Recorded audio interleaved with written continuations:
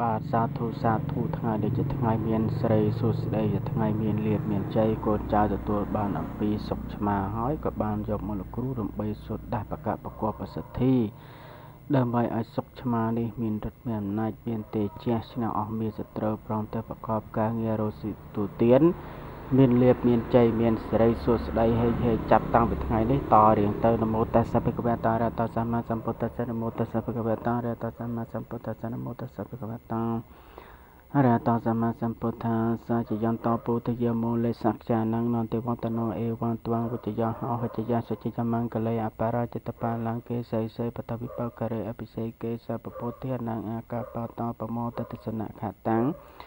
សមង្គលសុភភេតាសហតិតានសកណោសមហតចស្យថាប្រមចារិសុបតៈកណង្កាយកម្មងវាចាកម្មងបតៈខណបតៈខណមនោកម្មងបរិធិទេបតៈខណបតៈខណាម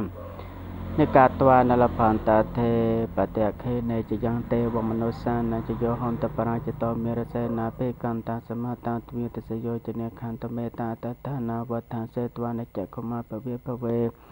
សាសារន្តទេបច្ចខុងវិសោទយបរិយាបាណាតិសោឋានងហេតាយចសខាយចពុទ្ធកិច្ចវិសោថេត្វាបរតន្តាបណាមហេពុញ្ញលេផੰមហាទេចាំងវានកតមហាយសង្សបសតហេតាំងជាតាំងតាំងសនន្តអសេសតាអតបរតាំងជាតាំងបរតន្តាបណាមហេឧមាដកឹងមហាដកੰដាសុខឆ្មាឋានងប្រសិទ្ធិស្វាហាឈ្មោះពុទ្ធរស្មីអញ្ជើញគ្រូពេជ្រអញ្ជើញគ្រូប៉ុនអញ្ជើញគ្រូមនជន់គេថាអញ្ជើញគ្រូជាអាចារ្យអញ្ជើញគុំដៃកងខាងមកគុណពុកខាងក្នុងគុណបាំងកងខាងក្នុងគុណយតប្រាំកងខាងទ្វេទៅបច្ចេកនេះគុំហ៊ីប្រទុននេះប្រកងគេប្រវេយោប្រព្រំប្រសិទ្ធិឧមាដកឹងមហាដកੰដគុណក្រឆ្មាឈ្មោះពុទ្ធរស្មីឋានងប្រសិទ្ធិអញហៅពេញមកពេញឲ្យជួយហាញានសុខឆ្មាមកសទ្ធិកងកាយថែរក្សាបច្ចាឲ្យលេបឲ្យជ័យអាកាចាយអាកាចាហេមហាលេផំភវន្តទេភវន្តមេអមរស្មីទេហេមមនិជាលេទេ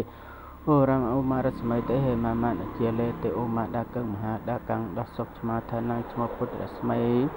អញហៅពេញមកពេញឲ្យជួយហាញានសុខឆ្មាមកសទ្ធិកងកាយថែរក្សាបច្ចាឲ្យលេបឲ្យជ័យអាកាចាយអាកាចាហេមហាលេផំភវន្តទេភវន្តមេអមរស្មីទេហេមមនិជាលេទេ